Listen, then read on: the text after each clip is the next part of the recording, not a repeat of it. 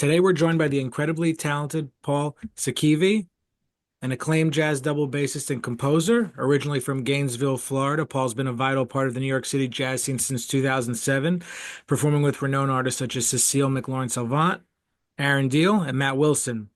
Beyond his extraordinary musicianship, Paul has gained recognition for his innovative compositions and arrangements, including his work melding string quartet and jazz piano trio on McLorin Savant's Dreams and Daggers, which earned the 2018 Grammy for Best Jazz Vocal Album. So join us as we dive deep into Paul's musical journey, creative process, and unique contributions to the world of jazz. So Paul, good to see you. Thanks for joining me on this lovely Thursday. Thanks for having me. Happy to be here. Before we actually did our interview, I like to get in the mindset of speaking with the artists I'm going to talk to. I was actually just listening to a live stream you did with Dan Tepfer probably around 2021 during COVID. Oh yeah, those were a lot of fun. I, you know, it sounded to me like you were performing at like a venue or something. You were just, there was no difference in how the way you played right there in your own room than the way you would play on a big concert or something. Everything was there, and it was just like, how did you feel when you were doing those type of live streams? That's a great question. There's two parts to that. I mean, first of all, we were during the pandemic, so uh, I felt very hungry. I think as a lot of musicians did, to have that feeling of connection and that I think of it as like a feedback in a way. For the first couple months of the pandemic, actually, I was having a great time. I was practicing. I was kind of, taking a vacation. I felt well earned in a way because I usually stay pretty busy most of the time. But after a while, just not having that kind of feedback of positive audience response started to take its toll, and it's like part of the things that kept me going through life, just disappeared. So I started to get, I think we all somewhat understand that basic thing. So the, I haven't played that much with Dan through the years, but we do have a lot of friends in common, and we were hanging out, safely masked and stuff during the pandemic. And he's like, "Hey, man, why don't you do this thing?" And I was like, "Wow, great." You guys sound like you've been playing together for a long time. It's interesting, yeah, and so first of all, yeah, I think that we were both excited to play, as but I do think that there are some different types of musicians and some that play differently in different contexts and some that don't. And the part of it that doesn't have anything to do with the pandemic or the setting, I think that I don't know, there is something about me that I do feel I'm always going to try to bring it on a certain level, and that it doesn't matter whether there's two or three people listening or it's a huge audience. In fact, sometimes the bigger the audience, the easier it is for me to play, strangely enough. The But bigger the audience? yeah, it's like I would get more stage fright for a small, intimate audience, especially one where I can see two or three, mentors or intimidating peers, let's call them. Well, I'm not going to name any names, but Where did you go to school again? You went to Juilliard, right?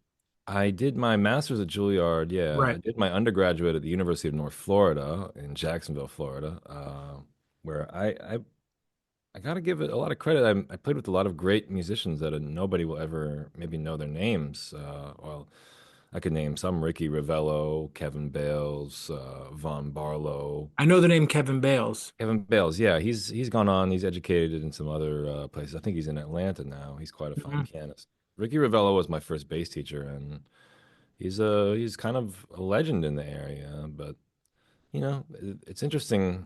Yeah, Was Ben Wolf your teacher when you went to Ben Wolf taught Juilliard? me for the 2 years at Juilliard. Yeah, and I learned quite a bit with him. He opened up my eyes to different. I just interviewed him yesterday, so it's He's an amazing musician, and he's got a great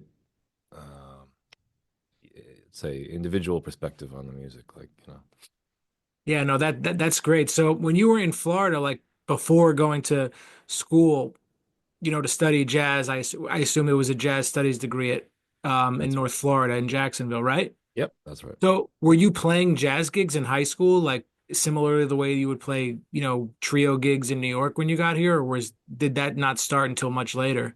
Yeah, I think playing. was always the goal. The thing is that I really only played electric bass until basically my second year at UNF, but Oh, I played very much as if I was trying to play upright. I had a fretless, electric bass, and there was I played some gigs with my high school buddies and stuff, pretty casual. But right before I went off to UNF after my senior year of high school, I hooked up with a local trio, and we played like a Holiday Inn, like opening up for a comedian. It's already seems like a long lost world. This we're talking about 2001, so it is a long time ago.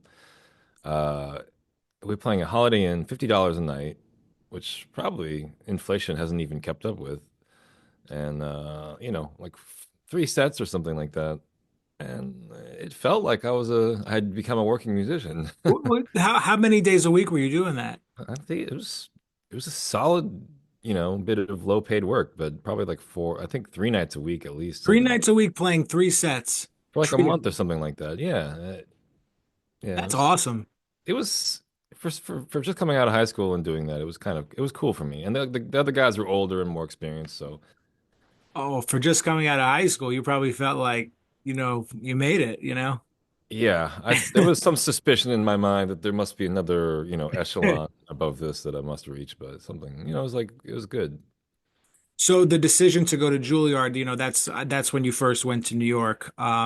So right when you got to New It kind York, of didn't happen that way, oh actually. no, okay, I went to Juilliard as a result of coming to New York instead of got it. vice versa. But What prompted the decision to go back for your master's? yeah, well, I always wanted to go to Juilliard, and I just moved to New York to play, really. I was decided I must go, I must follow this through to I've put enough time into this. I've gotten enough kind of positive feedback that I want to stake, I want to stay. I want to take a chance and go see what I can do. And then as it happened, I kind of got into Juilliard in a roundabout manner. I'm not gonna even go too into details about it because I don't want to incriminate anybody. But let's just say that I had planned to apply to Juilliard and after a couple of years of practicing and things like that. And the way things happened, I kind of landed in there, and it was cool. So yeah, so when you're in that environment, like already working and stuff, then you have to go back into the quote unquote like student mindset. It's got like at that point where you just like, oh, I just want to get back out into the real world again, or it was just like, I'm in this and I'm trying to gain as much as I can musically, and because that's the thing, like everyone's always looking for the other side of what's next. You know what I mean?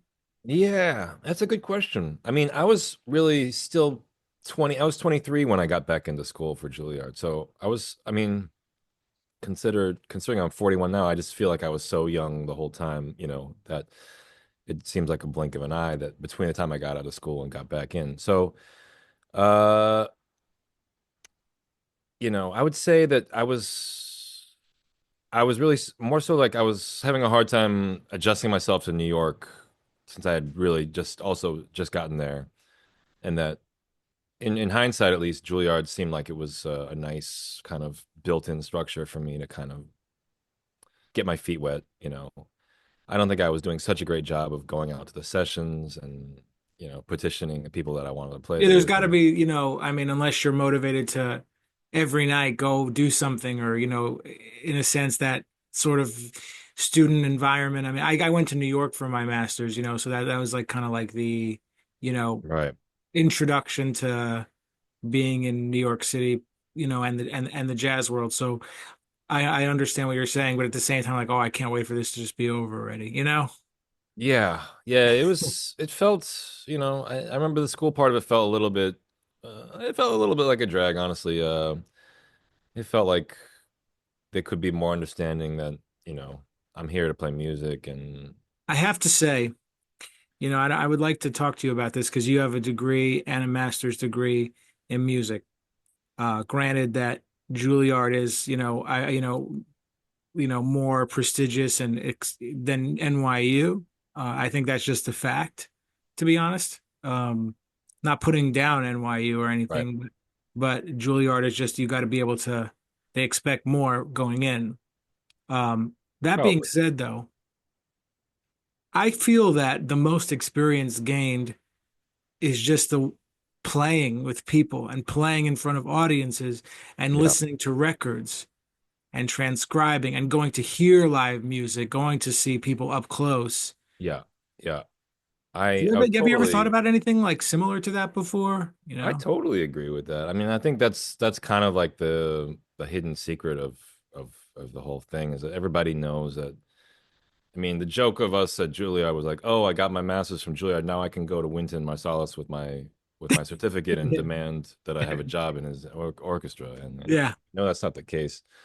And I don't know if you're hip to it, but the Tribeca Jazz Institute that Grant Stewart, one of my longtime I know. Yeah, I've heard of lawyers, it before. I don't know too much about it though. I know it's a well, very cool thing though, what he's it's doing. super cool, and the basic like premise is exactly what you just outlined. That really the most important knowledge that you gain is from playing and from being in that experience, and you know, and basically it does you don't get a master's degree because they don't teach any of the you don't get you get a traditional college diploma because you don't have the cultural aspects. You don't have to learn history. You don't have to learn, you know, English or any of that. So it's not real degree, but you do come and you pay $3,000 and you get taught by the Peter Bernsteins, the David Hazeltines, the Mike Ladons, the Farnsworth, these kind of the Paul Sikivis, and so I'm just gonna plug that right now as So another option. you're working with that. Yeah, And actually,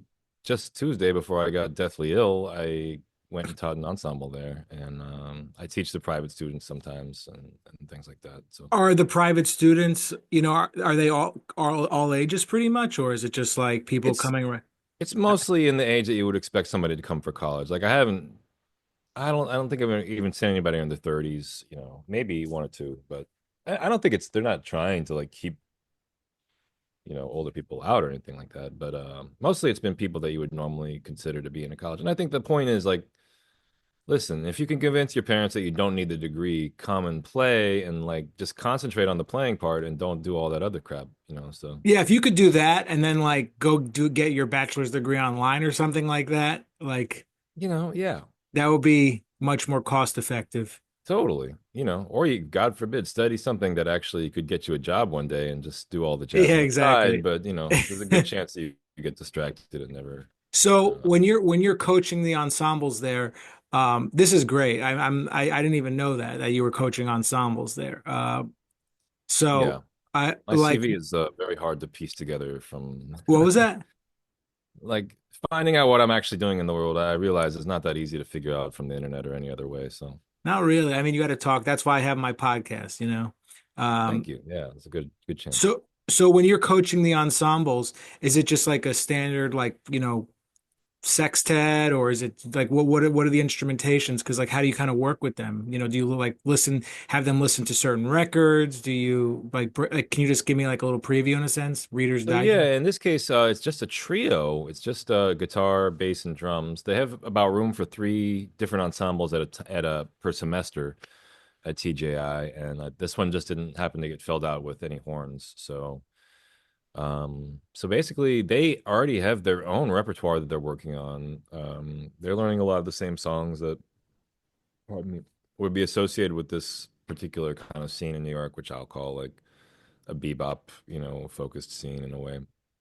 Songbook stuff too. Like Yeah, and in fact, in this case, I was kind of interested. They barely were playing any standards. They were playing some Barry Harris tunes. They were playing Elmo Hope tunes. whoa.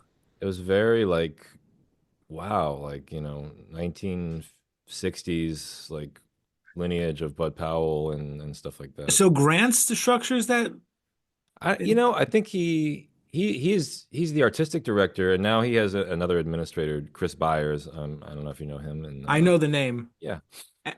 And funnily enough, the first concert I ever saw in New York at Smalls, Grant Stewart was playing saxophone. Wow. So if Yeah. you could please pass the word, I would love to talk to him about this if you can. Oh, sure. I think he'd be happy for that. Yeah, so in like basically they have these are, motivated kids, and I'm just helping them kind of figure out some more advanced. Like one of the things I like to talk about is like, okay, when is it time for you to do your little fill? When is it time? How does your band start to sound even more like mature, and how do you really support each other? That's some of the stuff that was coming up the other day. Is like they have a lot of the information, but sometimes it's like, okay, but you took a piece of a conversation that existed outside, and then you kind of tried to pigeonhole it into this situation. But actually, what was said in the conversation that you took isn't the important part.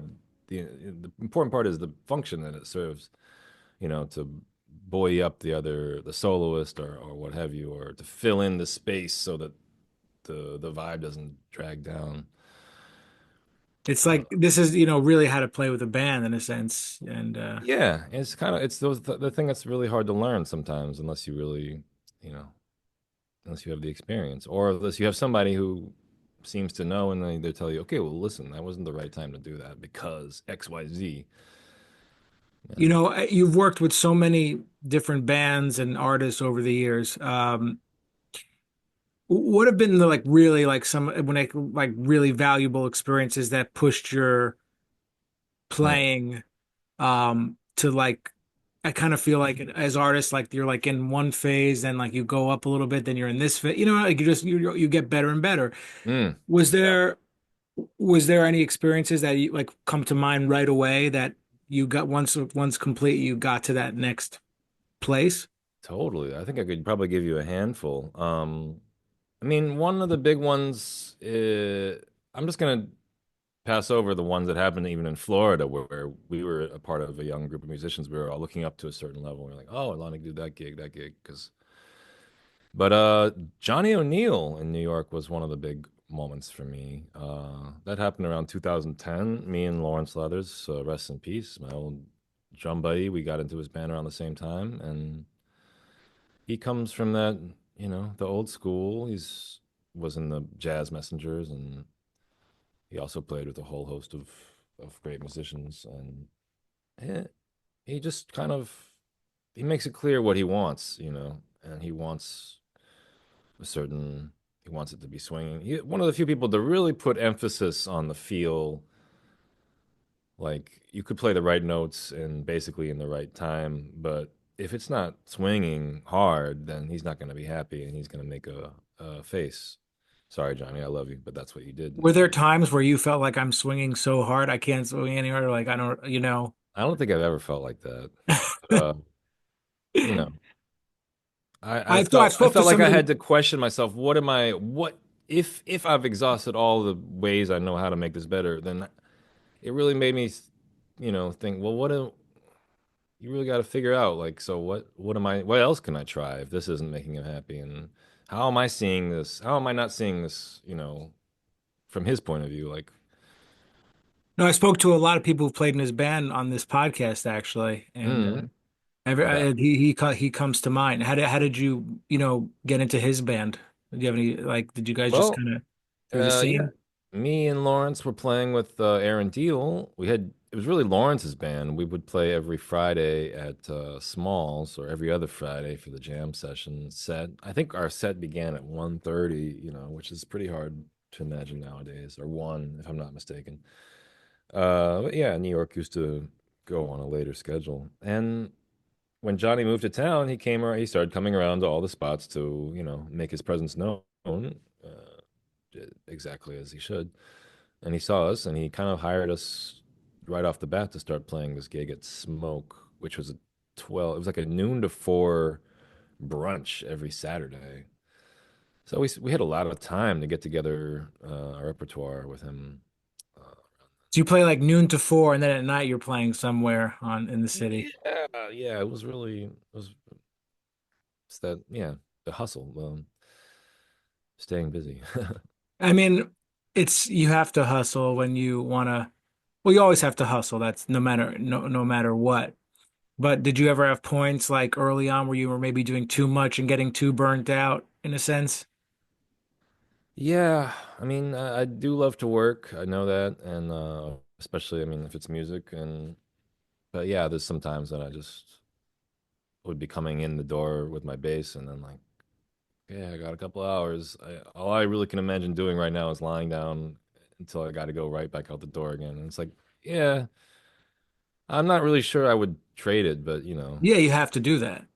yeah. I mean, some people don't have to do that. Some people, sometimes it's not even a monetary thing or whatever. Or like, it's really a psychological thing of like, once you start saying no to things and trying to be more conservative, some sort of different mentality creeps in, and it's not necessarily a bad thing. Sorry. Yeah, But you just kind of you become more selective, I suppose. yeah, and I've done that too. I mean, at a certain point you say, okay, well, I don't need to take this gig and I'd rather have the night off and spend with my lovely girlfriend or to go, well, maybe I just want to watch the TV at home or whatever. It doesn't matter. But Yeah, these are things you some have to point, consciously think about, because when you're an artist starting out, or even people get older and they'll not say no to anything at all. right, right. Yeah, and I mean, I think as a bassist or as a rhythm section member, I know that sometimes people hear you talking like this and they're like, wow. Must be nice. I've heard that. So I want to as a word of solidarity to all my non-rhythm section or just people who are excellent and they're not currently enjoying that type of that busyness. Then You've worked with so many people. It's like, the list goes, it's pretty extensive list. that's true. That's true. I've had good luck to work with a lot of people, and Who would you really like to work with? Like, who would you love to get a call from to go play at a jazz festival or something? And just, I think some of the people that I would like to work with now. Um, and I think me putting it out there on this podcast or this interview, I feel like I should have already made it more clear to them. But I'd like to play with Bill Charlap, and I'd like to play some with Steve Nelson, the vibraphonist, and I'd like to play with Peter Bernstein. Those are kind of some major inspirational musicians that I feel that I could offer something to them and also continue to grow, in my own. I could tag them if you want in the. No, no, no, no. Here, you put it out, and I'll send it to them. Yes, This exactly. email. Yeah, we could crop that clip if That would be nice. Yeah. No, no, I mean that's great that you're like, yeah, I would love to play with these people. I'll say it here and there. So, and Yeah. that's a great pianist, Bill Charlap, Steve Nelson. That's so funny you just said him. Like, because I'm trying to I was trying Mm. to get his email to email him about doing the podcast, but I couldn't find it. And Okay. I don't have his email, but yeah, well, Pete's my old teacher, so great. yeah, Yeah. Well, yeah, he knows. He knows. I think that I want to play with him, but I could try. I could try to make it more obvious as what I could do. yeah, you should. I mean. Mhm. I'm sure will come to fruition in the not so distant future. Thank We're you. we're Thank you. putting it out in the universe, you know. Blessing. Blessing. Love you, Pete. So, what's going on for you? Talk to me a little bit about some things that you're looking forward to this year. I mean, we know we're in the midst of winter, but do you have any cool things coming up in the spring or in the summer, or even, more recent? Yeah. Well, I've been working with Samara Joy quite a bit, I should and have mentioned that. yeah, this it looks like this year is going to be largely dedicated to supporting the album and touring. We're about to leave for Europe, well, Asia and Europe, and we'll be busy basically until April. So I'm going to be missing a lot of my New York standbys gig wise, but it's going to be great. It's going to be great fun. It's be a beautiful band. Always musicians are very dedicated, and she's a joy, no pun intended, to work with. And when you're playing with someone on that level, like I'm sure like just the whole logistical things about the gigs and the travel, like that Mm. rises to another level as well.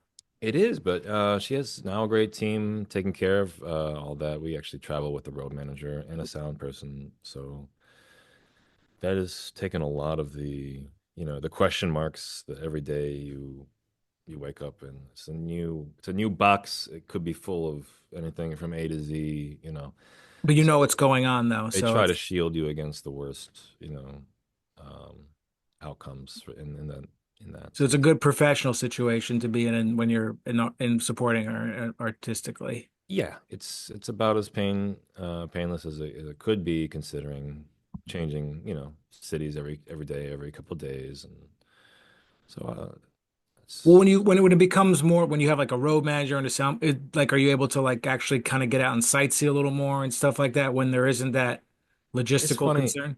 I think I try not to get too touristy unless like I have a whole day off, or yeah, that's kind of my rule. If I have to perform the day of, then I usually like to just basically stay in the room or, maybe take a quick walk, go get something nearby. But I've found for myself that if I start to try to build in any kind of sightseeing itinerary into the day, that I just lose my focus by the time the I'm gig the same. I starts. don't want to do any. I hate traveling. I love to play, but like the traveling is what sucks, you know? Yeah, it's just like why I don't know.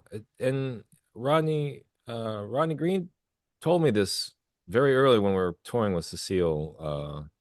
Don't forget why you're out here. We're not out here to, you know, be tourists and sightsee and all that stuff. And like, at the time I took it to heart and I understood what he was saying, but I also was like, well, that's just one way of looking at things.